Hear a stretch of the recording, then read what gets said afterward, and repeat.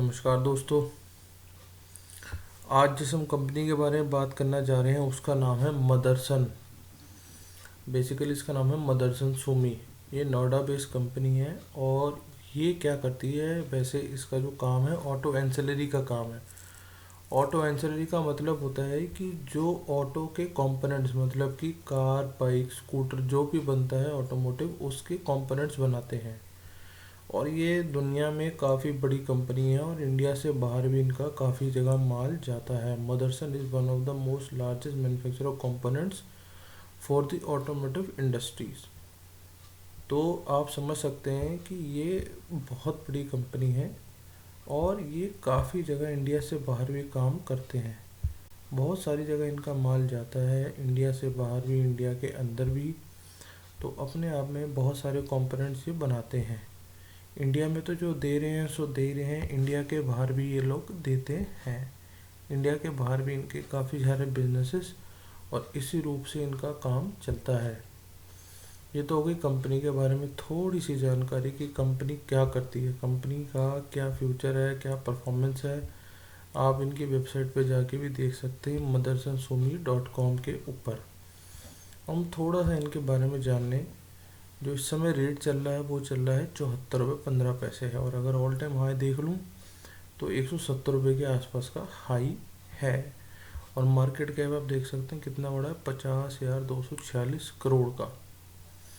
तो ये अपने आप में बहुत बड़ा एक मार्केट कैप है। और कितने शेयर लिस्टेड है बाजार में, 677.63 करोड़। PRE लगभग 63 के आसपास।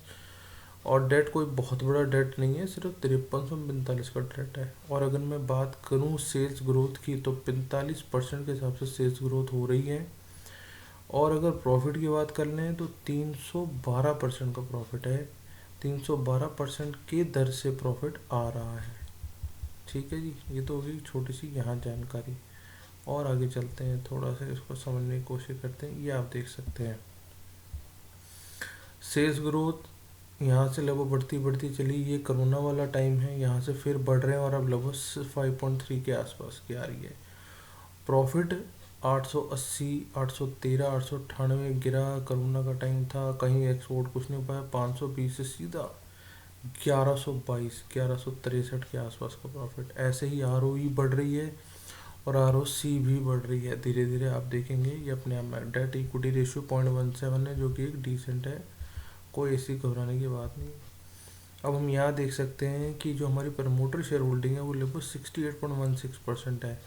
पब्लिक में 12.5% है। DII इसके अंदर, मतलब हमारे जो म्यूचुअल फंड्स है, जो हमारे अपनी इंडिया के अंदर म्यूचुअल फंड्स वगैरह हैं, उसमें 10.5% और FIs भी इसके अंदर इन्वेस्टेड हैं लगभग 0.9% के आसपास। प्रमोटर शेयर होल्डिंग यहाँ पे प्लेज, पहले इतना प्लेज करा रखा था, अब थोड़ा बहुत और इसमें प्लेजिंग करवा दी है।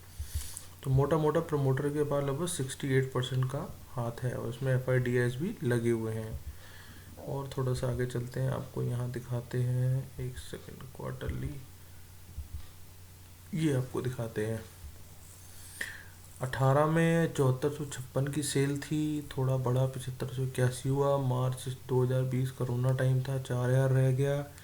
वहाँ से बढ़ना शुरू करा 3670 लगभग, और अब सीधा 5344 के हिसाब से। और अगर प्रॉफिट बिफोर टैक्स की बात कर लूँ तो 1210 था, 1222 हुआ। 670 बिल्कुल घटा, ये कोरोना का टाइम चल रहा है इस समय। 670 से 243 हुआ, और अब 243 से सीधा ही जंप जाके देखो 919 के आसपास की जंप आ गई है। तो अपने आप में बहुत बड़ी जंप है। और अगर मैं नेट प्रॉफिट की बात कर लूँ तो 880 था, 813 हुआ, 898 हुआ, 520 हुआ, और 520 से सीधा ही जंप आप देखेंगे 1163 की जंप है, जो कि अपने आप में बहुत ही बड़ी जंप है। तो हम यहाँ समझ सकते हैं ये इनकी बैलेंस शीट है। यहाँ देख सकते हैं हम रिजर्व्स इन्होंने और बढ़ा दिए अपने रिजर्व। मतलब पैसा जब आदमी कमाता है तो कुछ आदमी सेव करके रखता है कि और किसी काम में हम इन्वेस्ट कर देंगे, तो ये सारे रिजर्व्स वगैरह इकट्ठे हो रहे हैं।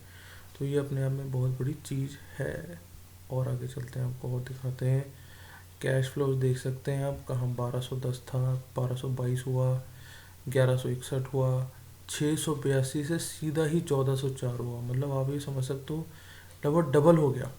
यहाँ से एकदम डबल हो गया है इनका जो कैश फ्लोज था। और यहाँ देखें हम नेट कैश फ्लो -83 में चल रहा था, 31 पे आया, 96 हुआ, 56 रह गया, 56 का सीधा ही 337। मतलब ये तो मेरे हिसाब से आप ये समझेंगे, आप 56 को 4 बारी करेंगे तो जाके 200 के आसपास आता है, मतलब कम से कम भी 6 गुना हो गया ये हमारा।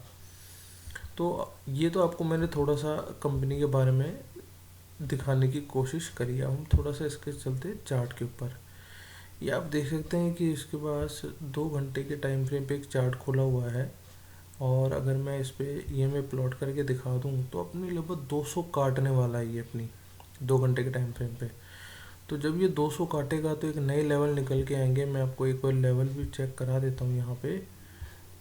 ये हम लगाते हैं फिबोनाची, और ये हमने प्लॉट करी फिबोनाची, और ये यहाँ। तो अगला जो टारगेट निकल के आ रहा है वो कहीं ना कहीं हो सकता है कि अगर मार्केट सपोर्ट करे, इसने यहाँ सपोर्ट ले लिया वैसे, तो 76 रुपये के आसपास इसका एक टारगेट निकल के आता है। तो जब ये 76 कवर कर जाएगा उसके बाद हम नए टारगेट देख सकते हैं इसके अंदर।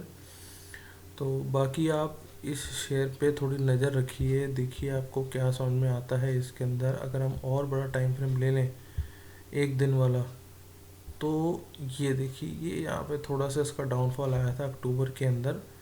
तो अभी अपनी 200 से नीचे ही ट्रैवल कर रहा है, 50 और 100 पे खड़ा है। तो यहाँ से तो आने में इसको टाइम लगेगा, अभी 111 110 वाला लेवल दूर है। पर आप इसमें नज़र बना के रखिए क्योंकि शेयर अच्छा है, ऑटो व्हीकल की कंपनी है, ऑल ओवर वर्ल्ड में इनका माल जाता है। तो एक बार को ये हो सकता है कि आपको कुछ अच्छी इन्वेस्टमेंट करने का मौका दे जाए। बाकी तो शेयर का प्राइस तो बहुत छोटा ही है, कोई बहुत बड़ा है नहीं, इसमें नंबर ऑफ़ शेयर्स भी ज़्यादा आ सकते हैं। तो आप थोड़ा नज़र रखिएगा इस शेयर के ऊपर। बाकी हमारे चैनल के साथ जुड़े रहिए, आपको ऐसे ही और अच्छे अच्छे शेयर ला के देते रहेंगे। बाकी हमारे चैनल सब्सक्राइब करना मत भूलिएगा। Thank you, thanks a lot.